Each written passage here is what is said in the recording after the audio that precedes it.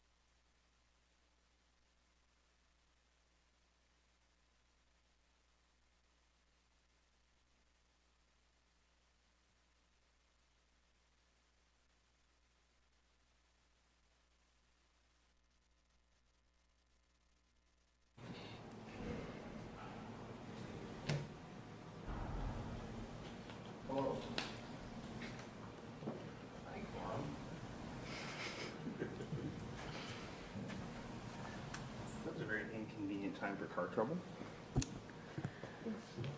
Thank you all for being here. Just wanted to welcome you to the tonight's school committee meeting, the regular meeting of June 27th, 2023. It's my first time chairing the meeting, so Hope you're last. looking for a little help and guidance. Sorry we were a few minutes late. We're just waiting for a quorum, and now we're ready to go. All right, first thing up is open public comment, and I don't think we have anyone signed up. So I believe we're going to be able to just go to our second agenda item, which is going to be the approval of the minutes. It is the minutes for June 13th of 2023. Does anyone have any comments or questions on these minutes? Nope. Nope.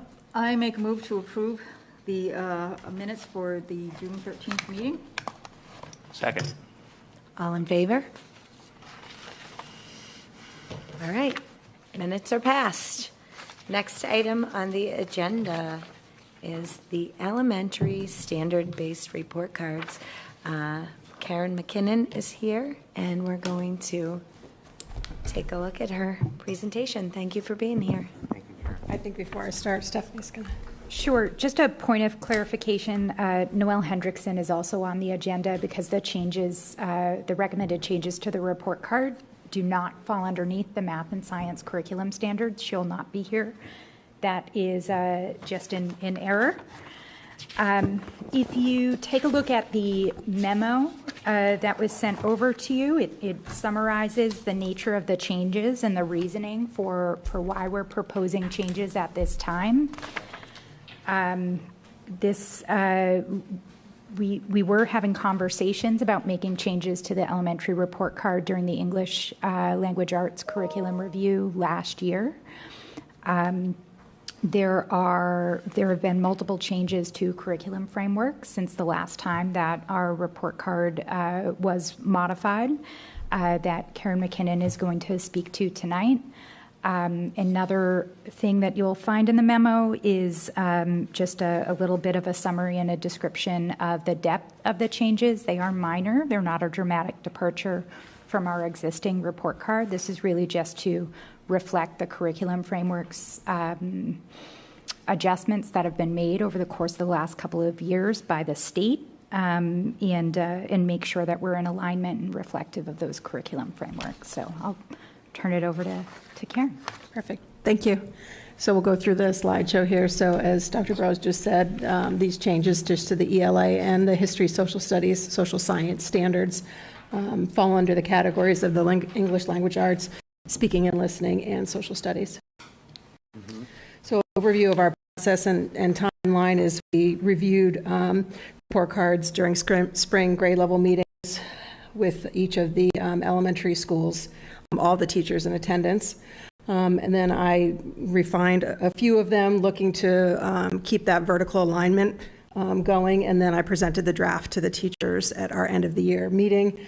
Everyone was very pleased with the outcome. They did a lot of work during that initial spring grade level meeting to kind of, again, make these minor adjustments in language that they feel align more to the standards and will be easier for families to understand what those indicators are actually calling for as well. So the revisions will be shared with families either at open house or obviously during the fall conference time, which is really the time where families and teachers spend a lot of time going over that report card. But there's not really anything major that I think people are going to be worried or concerned about. One of the things that you'll see that we did do is separate out what's called foundational skills from our literature and informational standards, because that's a really important focus and a really important piece, especially for K-2, but a little bit into grade 3 too. And again, some adjustments just to language to reflect the new or the curriculum updates, and then removal of a few standards that no longer are aligned with the Massachusetts frameworks. So this is just a screenshot of the kindergarten report card, and so you'll see over on the left is the original report card, and then on the right is the proposed report card change. So we have the foundational skills, and then we've just a little bit of wording here or there, but it really doesn't amount to a lot of language, combining a couple of things, clarifying a few things, but just really 3 items that had some changes. Speaking and listening, the same thing, just a couple of phrases, a little bit of wording that's different. And then the history and the social science standards, we kind of combined a few things and had this more. What happens with the history and social studies standards curriculum is that we're trying to weave it into our ELA instruction. And so having a definitive time where we're saying we're going to meet this standard gets a little bit difficult sometimes, because if they're a little bit later in their instruction, because kids are taking a little bit more time to acquire that knowledge, then we get to the reporting period and the teachers don't have that ability to, like, let's say if they didn't go into enough about holidays and traditions yet, then we've got to shade out the report card. So we switched over to the more general understanding of taught civics, geography, history, and economic concepts that allows the teachers that flexibility to kind of give a little bit back and forth and not have to, worry about the dropping of the end of the marking period. Same thing with grade 1. What you'll see here is that we did add the foundational skills, which wasn't kind of separated out as explicitly, and that's really important for our standards to have that in there. Literature and informational text. The standards really call for the students in grade 1 to be doing some of this work with prompting and support, and that's an important piece to get in there that aligns with the current Massachusetts frameworks. And then writing, we made some adjustments to focus on the 3 genres of writing that students are responsible for producing in the grades. Same thing with social studies. We just kind of aligned that civic knowledge and understanding. That's a really important piece for our history and social science standards. So you'll see that kind of explicitly laid out there as well. 2nd grade, same thing, foundational skills. I don't know whether you want me to go through every single one, but it's just the same thing. And then you'll notice when we get to 3rd grade, the foundational skills, and then the difference for 4th grade is there's no longer that foundational skills separation. It's just the English language arts, because it's no longer as much of a priority in their standards. And then social studies.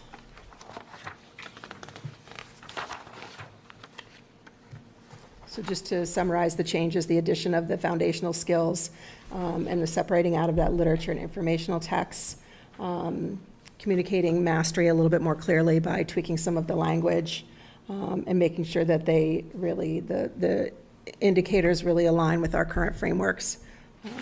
That's pretty much what we did. So if anybody has any questions. Any questions? Honestly, no, I just have a thank you, because this was exceedingly clear. Oh, good. And I mean, just to underscore for anybody watching, like, if you're very clear about the things that you're aiming for as educators, families can see that and say that, oh, wow, okay, they're actually doing that. So anyway, all the changes make sense. They're all consistent with Mass State frameworks. They're all consistent with the very comprehensive ELA review that you were part of as well a year ago. And I frankly appreciate the consistency and the clarity, because I don't know, whatever. I mean, I do this, but I'm not an elementary level at all, but I still understand everything you're saying. So I'm so grateful for how clear this is. Ditto. Yeah, no, looks great. Okay. All right. Thank you. So, May I just add one other thing? Sure. Too? I think that it's important when you think about the work that went into this, so like to your point of the comprehensive review, when the social studies review was completed, if we came back every time a curriculum review was completed with a report card to align, it would be really a lot of work and changes all at the same time. So waiting and having the social studies and the English language arts at the same time and bringing that forward. You had the math not too long ago where we had some of those small changes. And then in the future, I know we'll be coming back with some of the process Yes. standards too, right? Yes, we're hoping to get a working group throughout the course of next year to address those process standards that, I'm not sure the last time they were updated, but they're due for a little bit of a review. So we're going to work on that, K to 4, hopefully through the course of next year. And then you'll see me back here again with Noelle and some changes to those standards.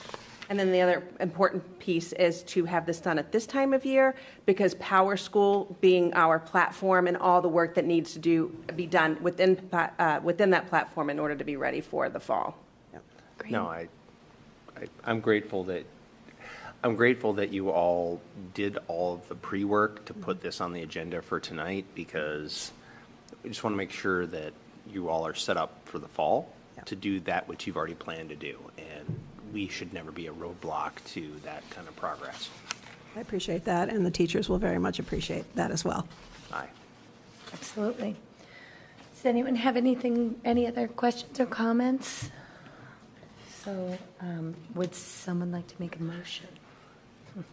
I make a motion that we present the new report card plan as presented this evening.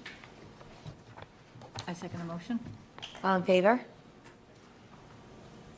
That's 3-0-0. Motion carries, Motion and carries. carry on with your very good work. Thank you. Great. you. Thank you very much for all your work on this and for being here tonight. You're welcome.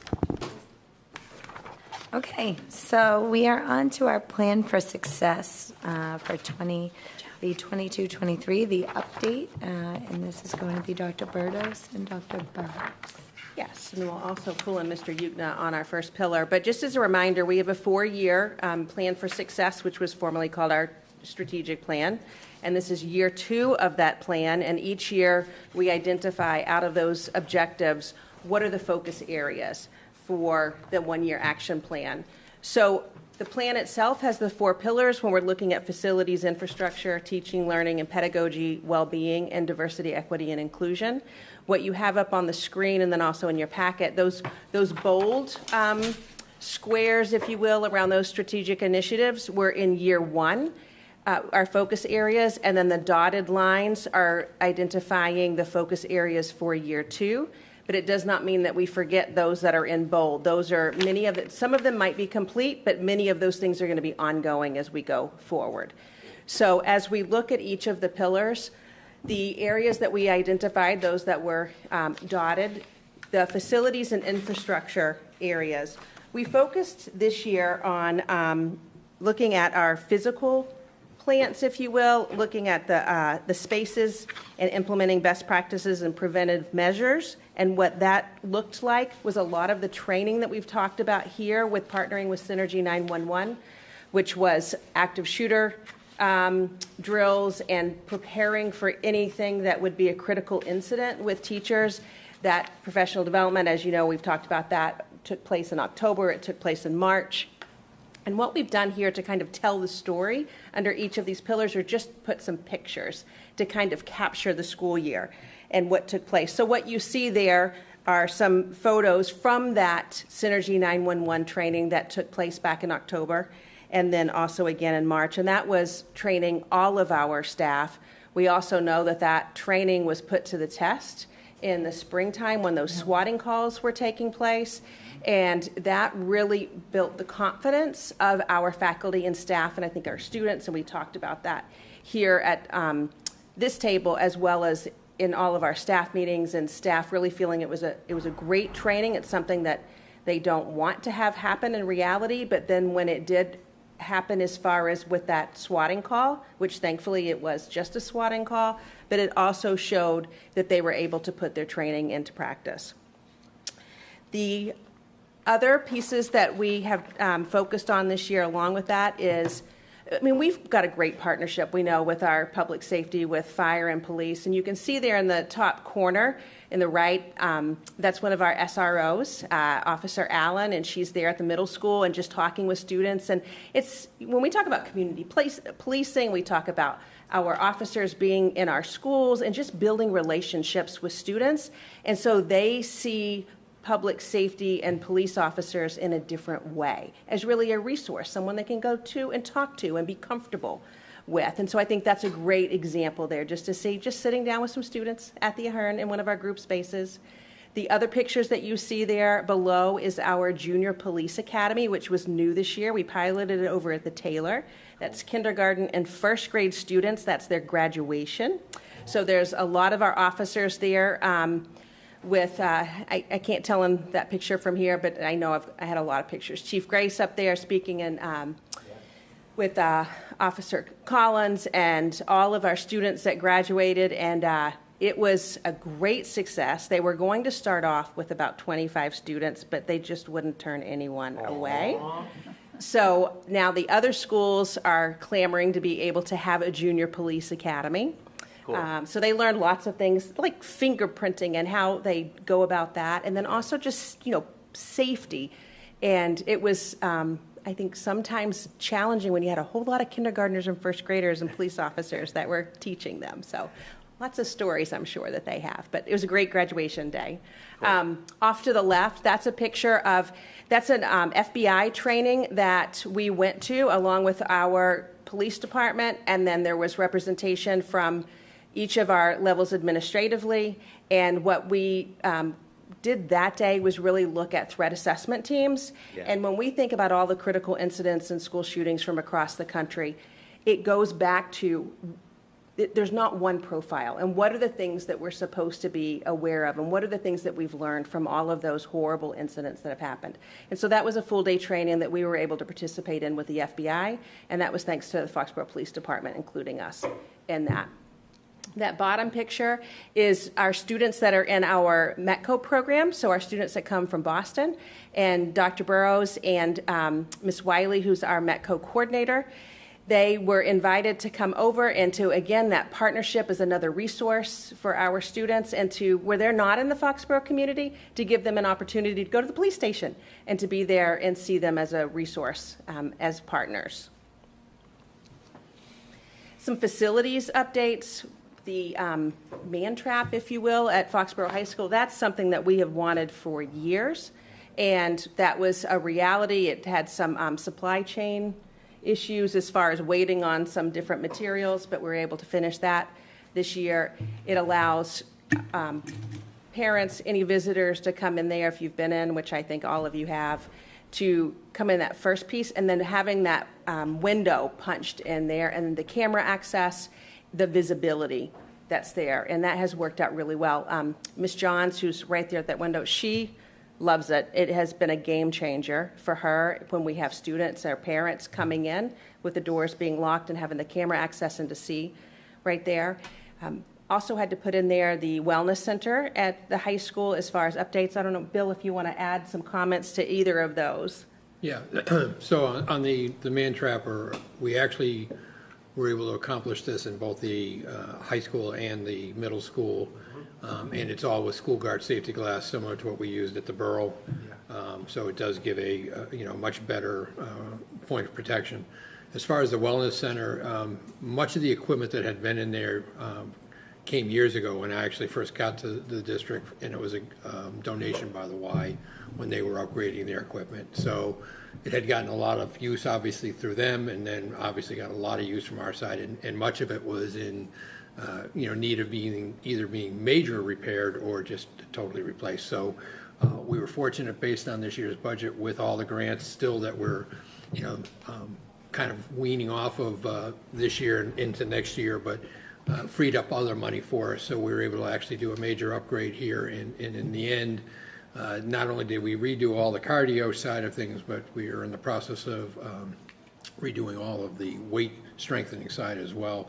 So that facility will actually be back up to 100%, which I think would be something that should last easily 10 to 15 years if well maintained, and quite honestly, I think give the students across the entire high school level, not just athletes, but a place to go to, so and have training.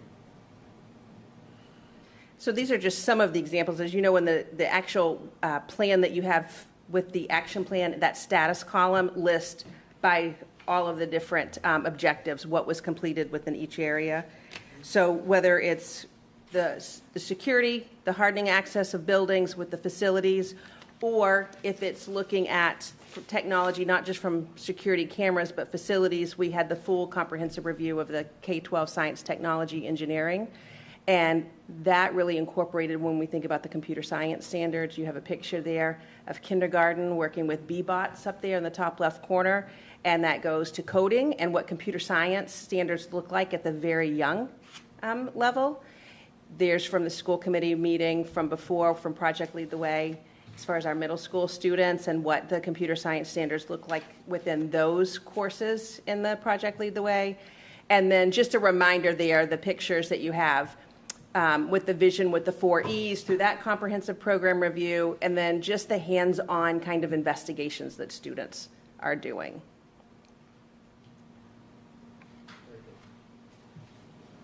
So then when we move to the second pillar. Okay.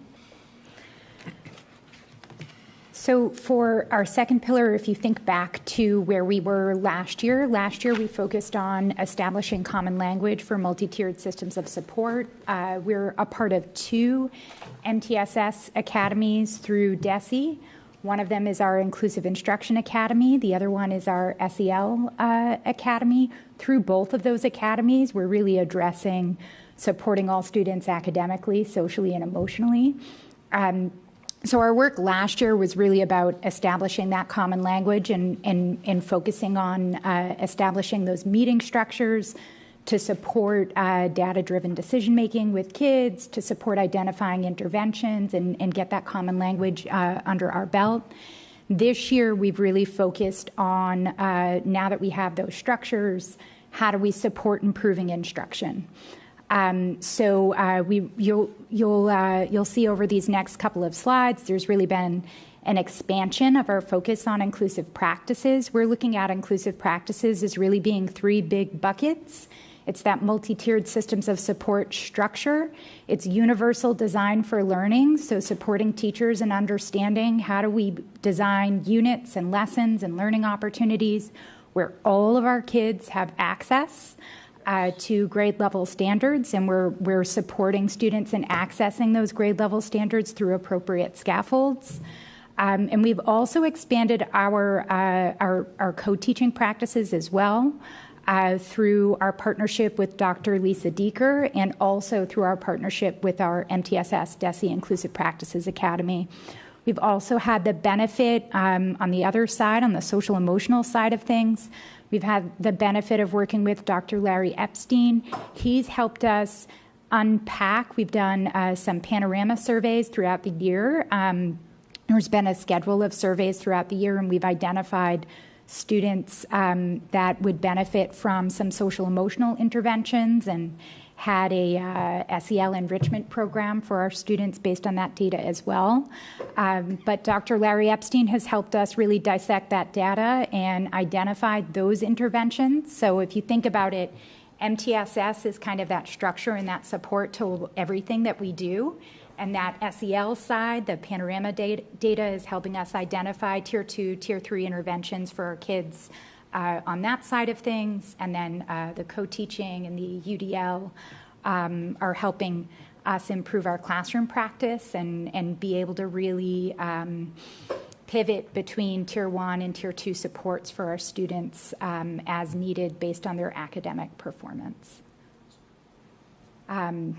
Many of our professional development opportunities have focused on building those practices around, you'll see a lot of UDL, you'll see a lot of SEL, and you'll see a lot of co-teaching, and also supporting our English language learners. We really tried to make sure that everything that we did in terms of professional development for our teachers was helping synthesize those ideas and see how it all fit together. So we've done a lot of sense-making this year and making sure that we're building teaching practice around these systems and structures. Another piece that we did this year, in the bottom right corner, you'll see a vision and mission statement that our professional development committee developed. And you'll notice that that vision statement really mirrors what we are looking for our kids. And we're trying to do that. We're trying to really parallel what we do with our teachers in terms of their professional development opportunities is modeling what we want to see with classroom instruction with our kids. So universally designed, making sure that it's engaging, collaborative, and transferable. In the top right, you'll see this is just a screenshot of our PD newsletter. That's something that we launched this year to support teachers in understanding what opportunities do I have to engage in professional development within our district PD days and also outside of those PD days. And then these pictures over here are just,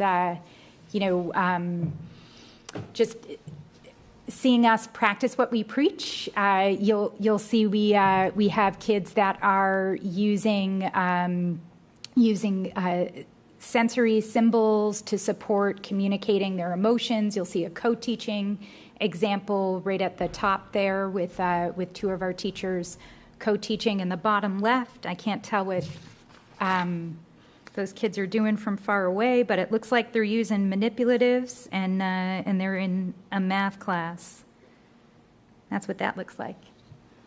Tiny pictures. So many of our PD opportunities have been choice-based. We've really made sure that we're making time for teachers to collaborate with each other. Our March PD featured some roundtable discussions where teachers really had the time to sit down with each other and talk through how are we working on social emotional learning, for example, what barriers are we seeing, what strategies are we using that are effective, and really supporting teachers in unpacking that and building their competency around those practices.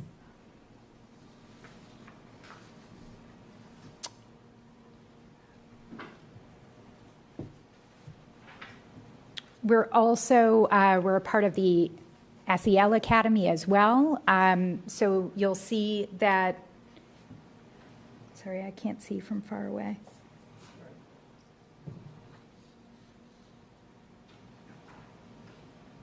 Very small font. I think what that says is that we're in year 2 of 3 of our implementation, of our participation in those DESE academies. We had 2 schools participating this past school year. This year, we now have 4 schools participating in the MTSS Inclusive Instruction Academy. In addition to that, we're in year 2 of 3 in the MTSS SEL Academy. So as a part of that work, we have access to resources through the state. We have PD providers that are able to come in and support us through committee meetings, do some classroom walkthroughs and observations with us and support us in improving those practices. And we also have the ability to engage with them through our committee work. We have some standing committees for the SEL Academy. And we also started an inclusive practices working group this spring. Some of that work is continuing into the summer. We're going to be developing an inclusive practices playbook over the summer to once again help synthesize those ideas and help make sense of those practices for teachers so that when we are exiting that year 3 in each of those DESE academies, we're ready to implement those practices on our own, and we've really built our repertoire around both SEL and inclusive instruction. The FastBridge Literacy Screener is in year 2 of this year. We've done 3 rounds of screening this year. I believe last year we only did 2, and the reason why that's so important, it really is supporting our MTSS structure. It's helping us identify which of our kids do need that Tier 2 intervention, and we've coupled all of that work and that slow rollout of our FastBridge screener with support and training with teachers on how to unpack that data and what to do with that data and how to understand what that data means for what kids need next. And again, just an intentional integration of UDL, MTSS, and SEL work throughout everything that we did this year through district PD days, through our partnerships with DESE and with Dr. Lisa Deeker and with Dr. Larry Epstein as well, really trying to make it cohesive and be about the whole child and supporting them academically, socially, and emotionally. I think that picture right there in the middle, it's hard to see, but you can see that the laptop and there's, data being projected. It's really a hands-on, looking at the data, looking at our students, where are they, what are we doing to be able to meet their needs? And it's an embedded form of professional development, just looking at that data and talking with your colleagues on, well, how are we meeting their needs? How are we not? Removing those barriers. And it is a lot of data to look at, and we have the opportunity to look at multiple times a year. And one of the other pieces, too, where we move the Professional Development Day to March, where it's always been traditionally in January. In the past, we had always felt, well, if we have the Professional Development Day, that last one later in the year, are we going to benefit as much with how much of the year is left? And so last school year was the first year that we piloted that, if you will, and then you voted the calendar for this next year. It really is a great opportunity, time of year, to be able to come back, look at data, whether it's in our regular department kind of meetings or whether it's on those PD days, to bring everyone back together to say, well, what are we getting out of these academies? What are we doing with this data? And then most importantly, what's the impact that we're having on students?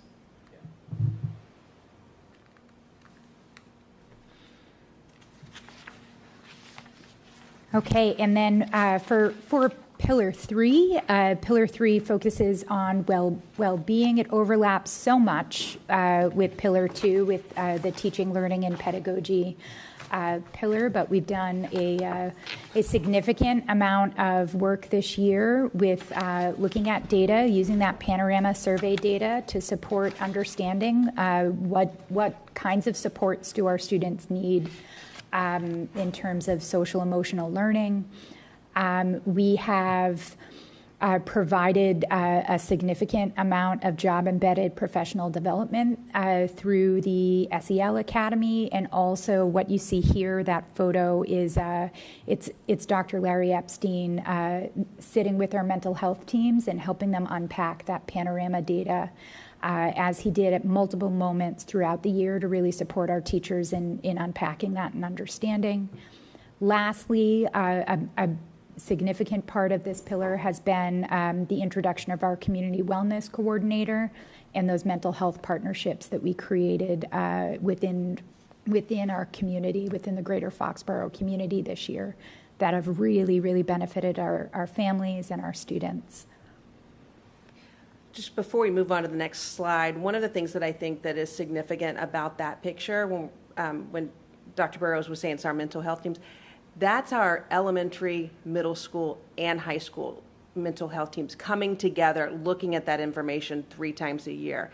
And it really is a great opportunity when we think about vertical alignment within the curriculum, but when we're looking about meeting the social, emotional, mental health needs of students, what are our elementary teachers, what are they hearing, what are they seeing, what are they observing, as well as middle school and high school. And it's really that conversation to have everyone in the same room at different levels has really been a great opportunity to know that there are some things that are the same. It really doesn't, some of the, if it's behaviors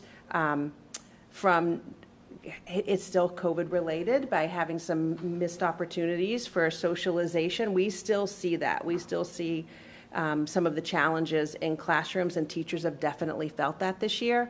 And it helps to know, too, it's not just elementary or middle or high school, and what are those ways and those strategies of engaging students in different ways.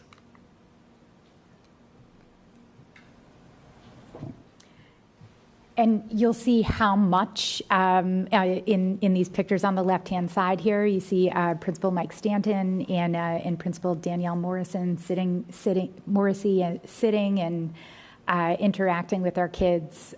We really do have, and our teachers in the middle there at the Ahern, we really do have just a fantastic community of educators and education leaders that care about kids, care about creating a community where all kids feel like they're home and like they can be successful. And that is, it's not just a focus in our plan for success. That's just a part of who we are, and we're proud of that. Up in the right-hand corner there, you can see that is Amy Muldowney, our Community Wellness Coordinator, presenting at one of our district-wide PD days on the Castle Wheel, and what those 5 core competencies are and what that looks like in terms of classroom practice.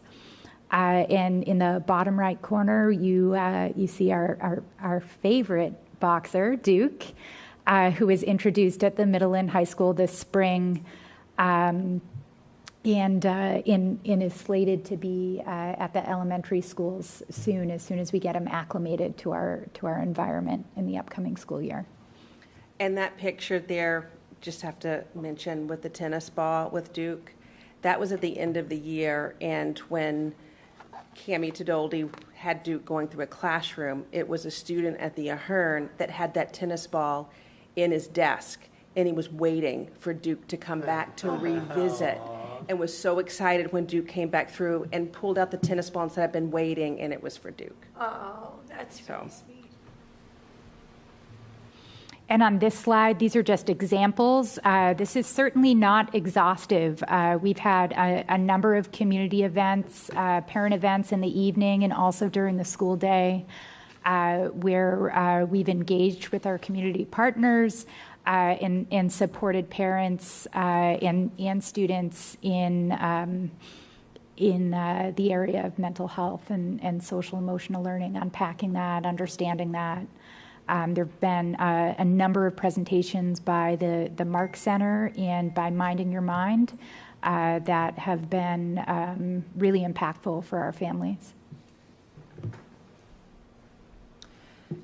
And thinking of all of those opportunities right there as we move to Pillar 4, one of the things that's become more and more clear to us is really that intersection for diversity, equity, and inclusion when we talk about belonging with well-being. They really are intertwined.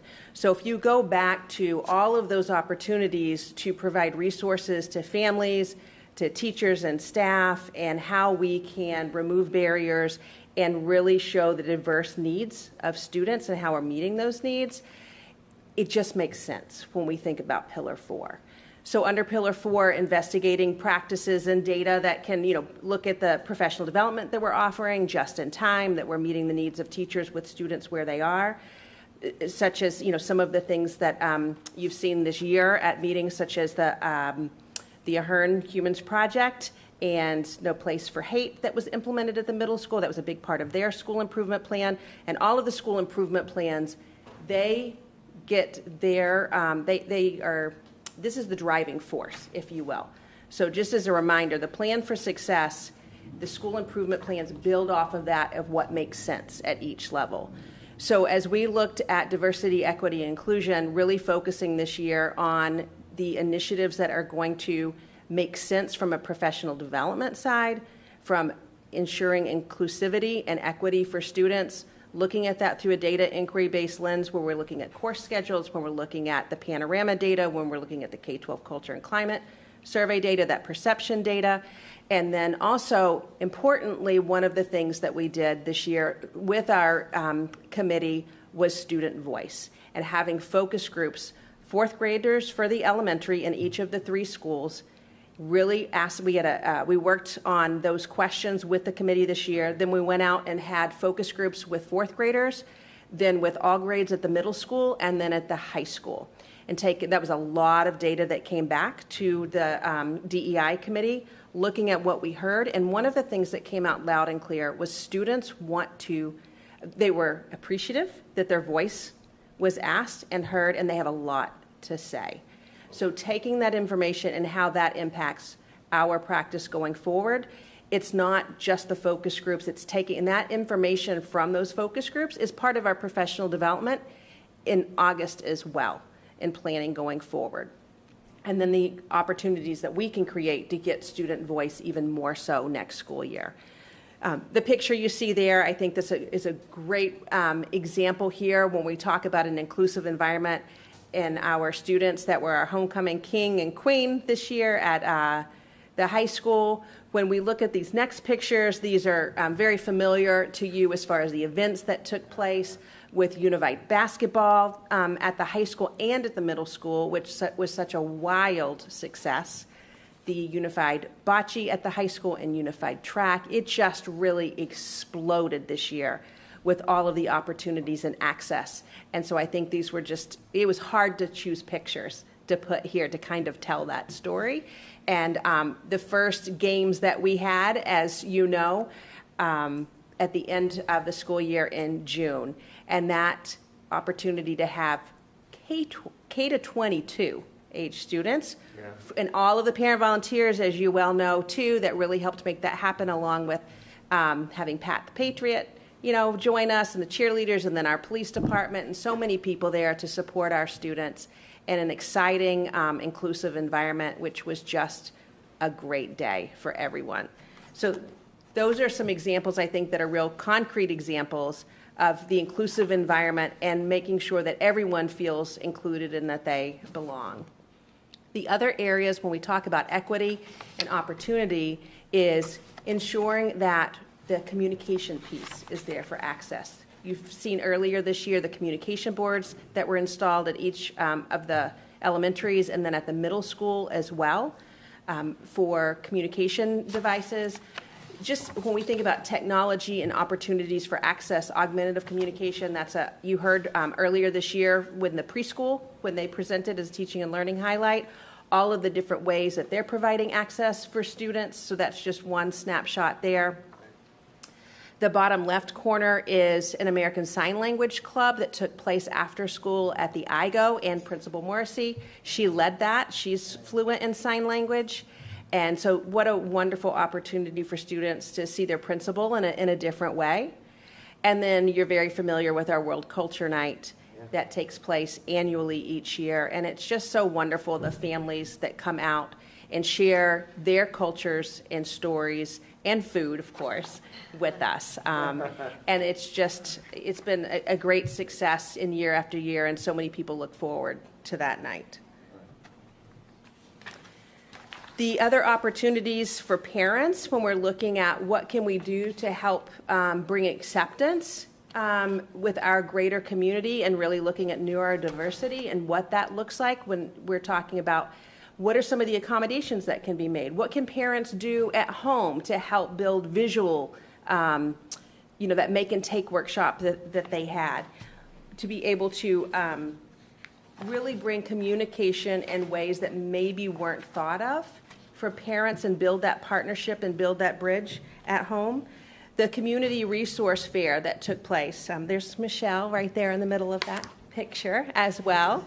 But we're talking about removing barriers for students, but also removing barriers for families. And the resources that were there, that was partnering with Mansfield, and again was wildly successful. They had over 50 different resources and supports that were there for that evening. I don't know, Michelle, to put you on the spot, if there's anything you wanted to add from that particular event. There was a lot of work put into that event, and we got a lot of feedback from parents that they had never seen an event like that occur before. Usually when they have event fairs like that, there aren't as many people who come together in one location like that. So the fact that we actually pulled off something so successful was amazing, and I'm hoping we can pull it off again next year. It was huge, and it kind of gives us an idea of what we want to target next time. There are a few areas where we thought we were lacking in, and perhaps we can get some better resources there. But it was for the first year, it was huge. It was huge. It was huge success, and Amy Moldani was huge in that, and so was Corey Michael Lazek, and of course Carrie Weston and Aaron Bowes. Yep. Huge help, but yeah, huge. It was a huge hit. So this last slide is really just kind of a summary of many different things that meet the status column, if you will, in that one-year action plan for this year. Joining the Massachusetts Partnership for Diversity in Education, that provides on-demand modules for teachers for professional development. By us being a member there, they're able to take in part some of those opportunities. Same thing with the Massachusetts Partnership for Youth. That's a new membership that we have for on-demand professional development. The expansion of responsive classroom, when we think about meeting the needs of students, that expanded to the middle school this year. A lot of the UDL that Dr. Burrows has mentioned, the Mark Center, even having Dr. Elizabeth Englander, she was one of the presenters this school year and meeting the needs for students when we think about all that they are exposed to from a technological standpoint. And then the ideas courses were some courses that are part of our DEI committee and expanding that. We had them come to some of our committee's meetings this year and provide more professional development with us there. And one of our big goals for under this pillar was to talk about what is our next step with professional development, in particular with all staff, and to focus for next school year. Hearing from our students, what are the needs? We've received the preliminary data for the K-12 Culture and Climate Survey that was administered in the spring. We'll present all of that in the fall. And that is really, just looking at it very quickly, just received it yesterday. It's reiterating what we already know.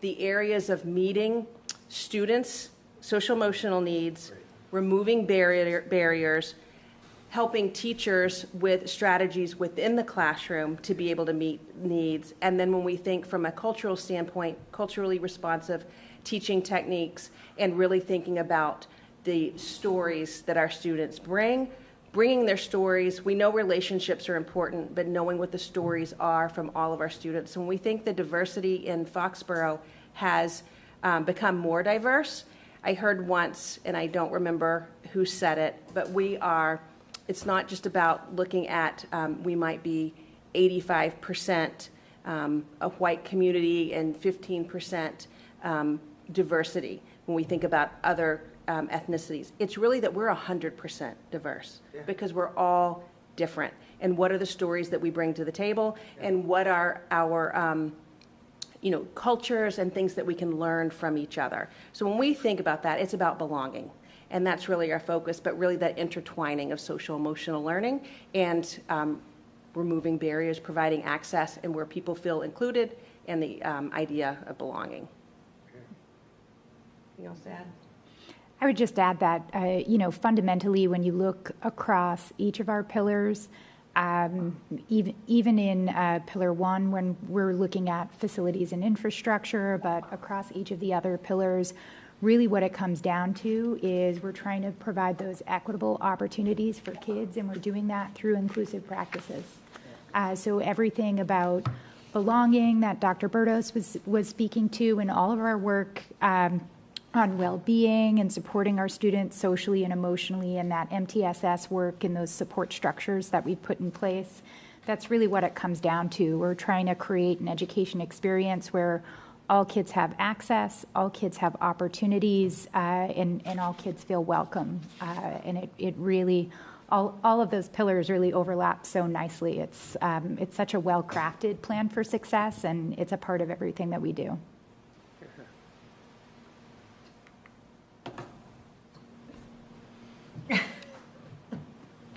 I always feel bad not asking any questions, but you've done such a good job being so thorough with your presentation, with your information, with the research and data and effort that you put in behind it. So really, thank you very much for all of that. I really do appreciate it, but I have no questions. The only thing I'll add to what I think when we're talking about this plan and the action plans drive each of the school improvement plans.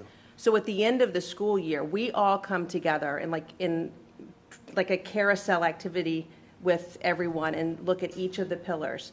And then we, from an administrative leadership team, what are all of the things that have taken place this year that go towards those pillars? So elementary principals can hear from the high school, principal, assistant principals, which then you've got the leadership team at the high school. And then you see those things of what have taken place over the year. But importantly, it helps at the end of the school year, I think a couple things. Number one, we realize, wow, we've accomplished a lot during the school year. There's been a lot of hard work by teachers, staff, and administrators. So it's a feel-good moment to realize what we've done, but then doing that at that time of year, it helps with any of the summer work that's taking place and as we gear up for the fall. So that really drives when we'll present the action plans to you in the fall for year 3 of this 4-year plan. Just wanted to comment, you brought up a point.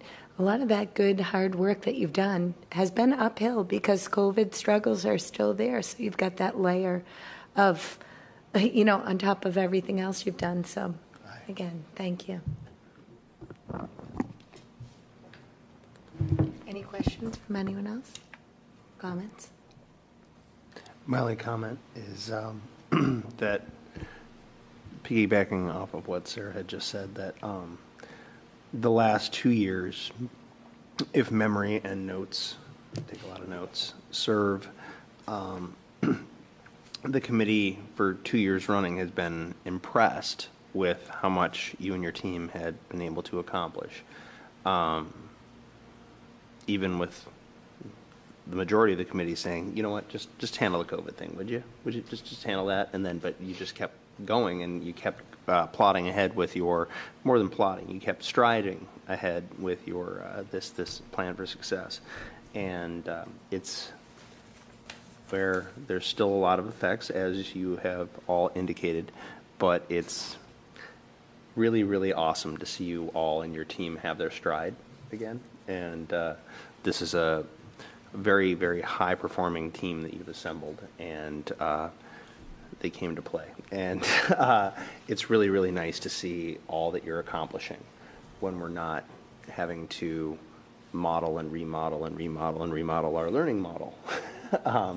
And it's a true joy to see that you all can hit the astounding number of benchmarks that you've all placed for yourself. One of the things that I and other committee members have said again and again and again, and it can't be stressed enough, is that you and your team are ambitious, and that's what we want. That's what this community needs.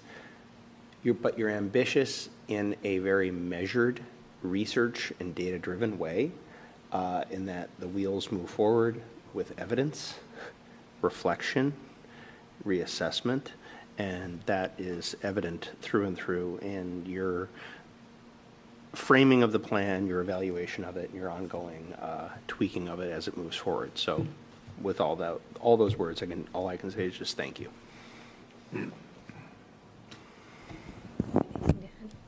No, we should be proud that we have a plan like this in place. I'm just, incredibly impressed. Like Foxborough should be proud to have this. This is. We are. That's incredible. I'm proud. We are. 100%. Are there any other comments on this from anyone? No? Okay. With that, we're going to move to the next thing on the agenda, which is further discussion about the superintendent evaluation. So that really is just a placeholder on the agenda. If there's any additional, I gave you a lot of information at the last meeting. I know I have some of you that I'm scheduled with this week for individual meetings. So if there's anything else that you're wanting me to provide to the committee.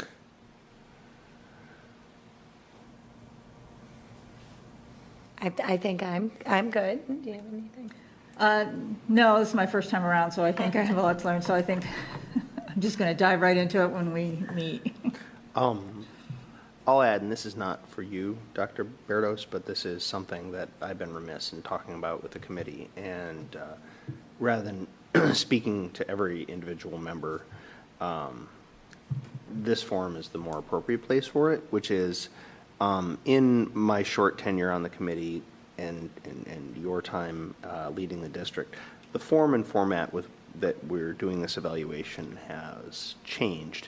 And you, Dr. Barros, have been very good about walking the committee through that and the implications of the changes and everything. And so the only thing that I would say, and I should be on record as saying it, is that these are tips for new committee members. That is that Dr. Berdos and her team have sent us a blank version of this document that we can fill in. And Dr. Berdos is, not to a fault, but to her acclaim, incredibly detailed in how she evaluates herself and all the evidence she provides. And that's, I can say from experience in other places, that is not the norm. That we're very fortunate to have her, and that my only advice to committee members is, as you consider all the evidence that she's provided for you, when you fill out the evaluation, do that which I was not capable or wise enough to do my first year on the committee, which is that I've come to learn is that take all of her evaluations to heart and her ratings to heart and the various things.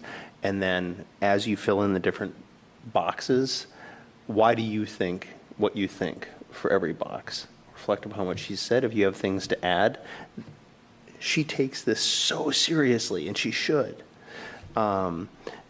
Provide that, like, I think you are blank in this area because of this and this. This is what really stood out for me this year, and so on and so forth. And just personalize it, because I think that will do her and therefore the district a greater service than personally I could have provided my first few years on the committee. So, anyway. Thank you for that input. It sounds like it was hard for me last year. It was my Yeah. first year. It was really It's a hard for lot. me because I'm like, well, it was I know. intimidating. It was intimidating. And after doing it once, like, I do feel more comfortable going into this year. We get better.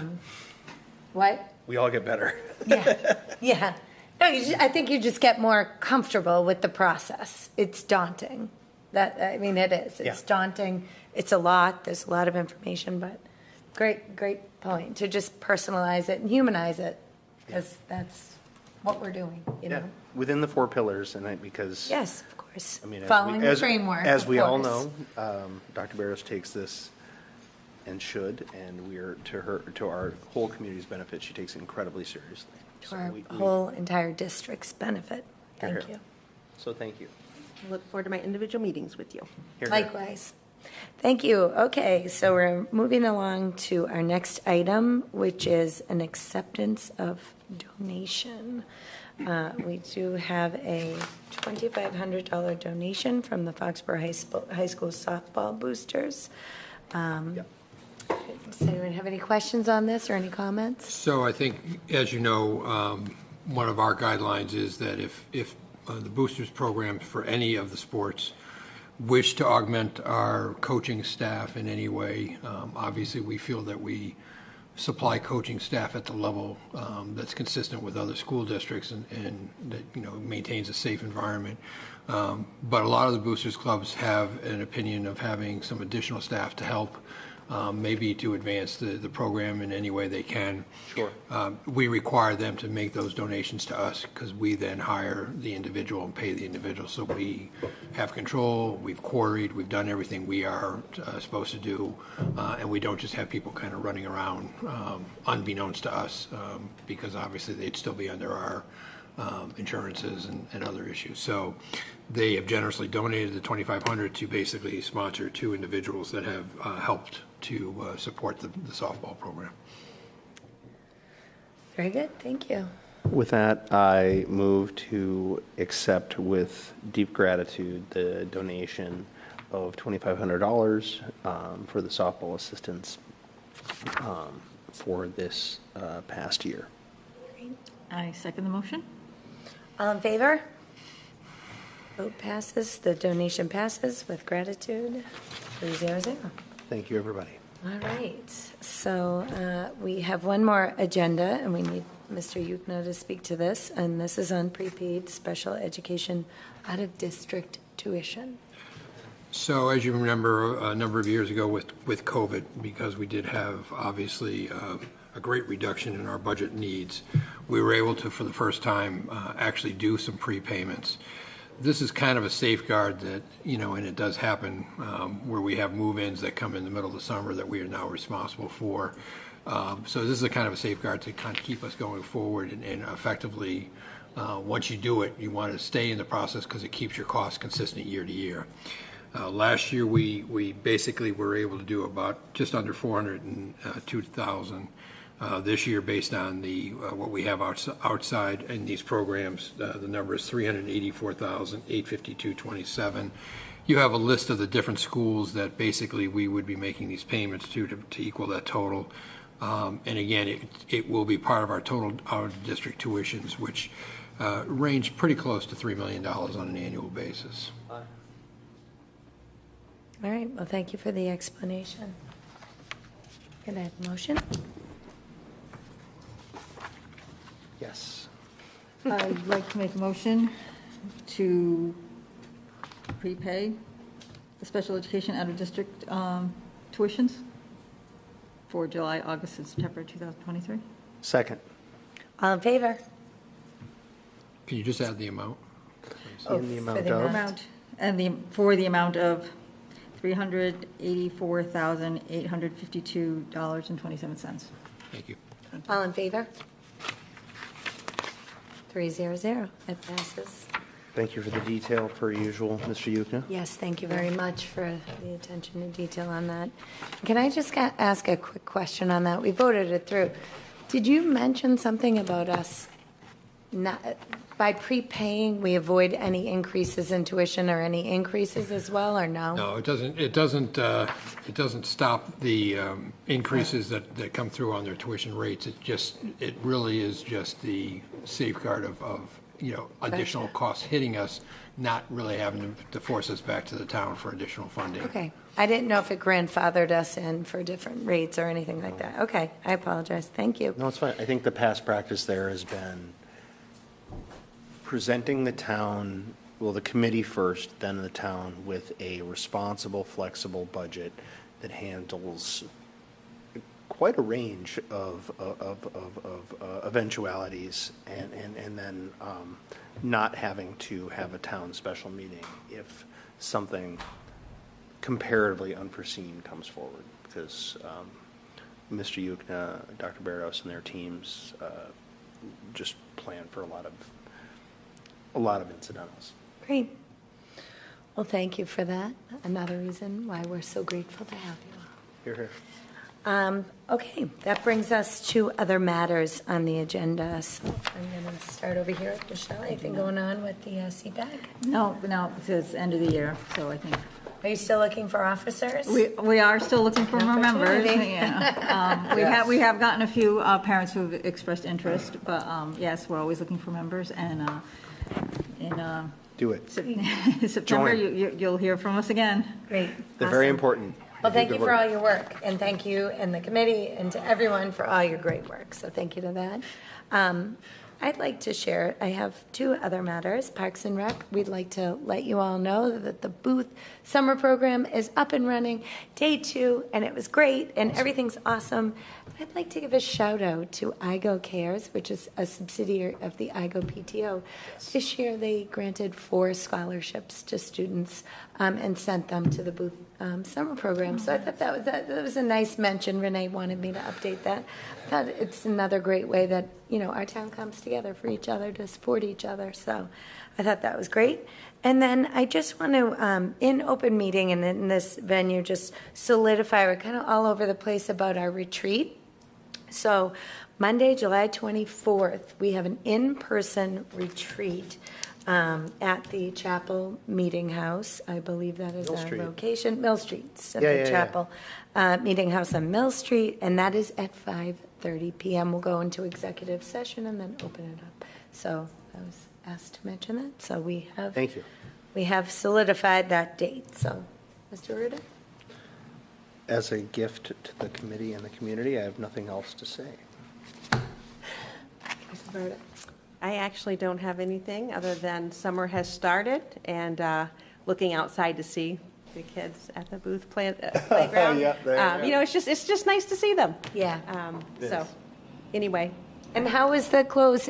I guess I'm throwing this out there, but what was the general feel about the wrap-up of the year? Everybody's feeling good? Everybody's positive? I mean, it seems... it was a great end of the year. I think people were very happy that we didn't have any snow days, and that we ended on what was projected as the last day, the 16th. And so that was all really smooth. We've been really busy with the number of retirements that we've had, many of those hirings. And so, you know what, I'm actually glad you asked that question, because teachers are out.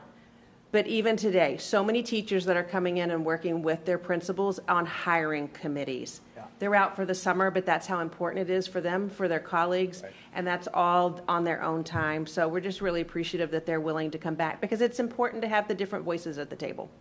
100%. So thank you for that. You're welcome. Dr. Burrows?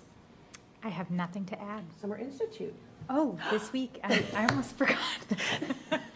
This week, we're hosting our Summer Institute. This year, we changed the model a little bit. So it's a 3-day course this year. We've had a partnership with Bridgewater State University. We have 2 BSU professors teaching the inclusion classroom and a sheltered English immersion course as well. And in addition to that, we have a project-based learning course being taught by our very own Holly Jeffers, a high school English teacher, and our community wellness coordinator, Amy Muldowney, is teaching a social emotional learning course. So we've had great attendance. We're really excited about the feedback that we've been getting, and people have really appreciated that shift in structure. It's a real deep dive into all the things that we've been working on this school year. So, and it's going well. Awesome, thank you. Mr. Yukna? No, I have nothing, thank you. Nathan? How many days of school left? That's unusual. How many days of summer left? Never know the days of summer. Yes! Never count them. That's awesome. True optimist. All right, with that, if no one has anything I else move to add, adjourn. What was that? And would to you like second that? second? Oh, second, yeah, sorry. All in favor? Aye. Meeting adjourned. Yay.